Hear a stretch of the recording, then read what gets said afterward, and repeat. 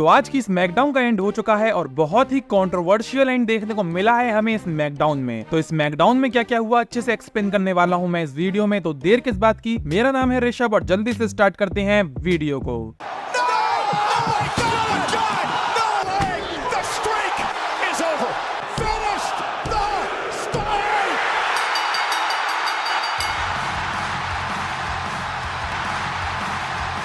तो स्मैकडाउन में हमें सबसे पहले द वाइपर रैंडी ऑर्टन देखने को मिलते हैं। रैंडी ऑर्टन आके बोलते हैं कि मैं बहुत समय से WWE में हूं और मैं ये बोल सकता हूं कि इस कंपनी में मैं बहुत कम लोगों पर भरोसा करता हूं और मैं जिन पर भरोसा करता हूं कोडी रोड्स उनमें से एक है।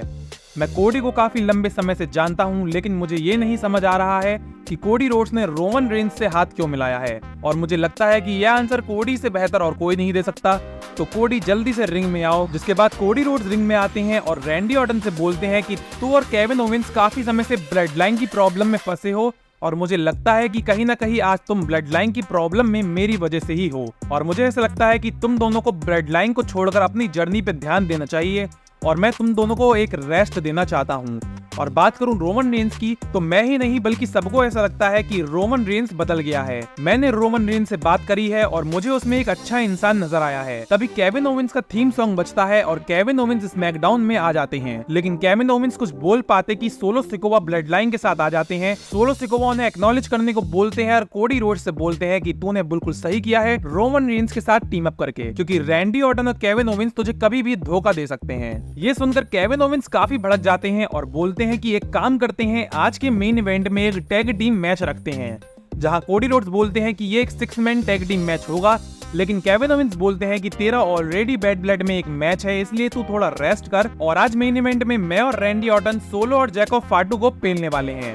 जिसके बाद ये मैच भी कंफर्म कर दिया जाता है। इसके बाद हमें बैली और नायोमी के बीच एक 1-on-1 मैच देखने को मिलता है और जो भी इस मैच को जीतेगा वो बैड ब्लड में नाया जैक्स को चैलेंज करेगा वुमेन्स चैंपियनशिप के लिए। एक एवरेज मैच के बाद बैली नायोमी को हरा देती हैं और अब बैड ब्लड में हमें नाया जैक्स बैली के बीच वुमेन्स चैंपियनशिप के लिए 1-on-1 मैच देखने को मिलेगा, जिसमें फुल चांस है कि टिफिनी अपना money in the bank caching करेंगी। इसके बाद हमें एक बैक स्टेज सेगमेंट देखने को मिलता है एले नाइट और अंद्राडे के बीच, जहां अंद्राडे बोलते हैं कि मैं एक अच्छा फाइटर हूं, इसलिए मैंने मैच हारने के बाद भी तुझे रिस्पेक्ट दी, जिस पर एले नाइट बोलते हैं कि मैं तेरे इस बिहेवियर की रिस्पेक्ट करता हूं, लेकिन तभी कार्मेलो वहां आ जाते हैं और एले नाइट पर अटैक कर देते हैं। इसके बाद हमें अंद्राडे और कार्मेलो के बीच एक 1-on-1 मैच देखने को मिलता है और अंद्राडे इस मैच को जीतने ही वाले होते हैं, तभी एले नाइट आ जाते हैं, जिसका फायदा उठाकर कार्मेलो रोल अप से पिन करके अंद्राडे को हरा देते हैं। इसके बाद एले नाइट अंद्राडे को सॉरी बोलते हैं, लेकिन अंद्राडे गुस्से में बिना कुछ बोले वहां से चले जाते हैं। इसके बाद हमें एक और बैक स्टेज सेगमेंट देखने को मिलता है रैंडी ऑर्टन, केविन ओवेंस और कोडी रोड्स के बीच,